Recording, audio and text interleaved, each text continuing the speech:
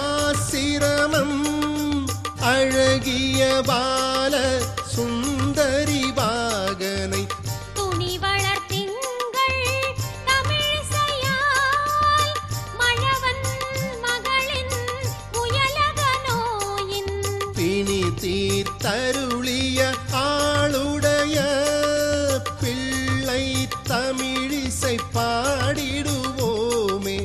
தனியாவெம் பகை தணிந்திடலாம் சகல யோகமும் பெற்றிடலாமே.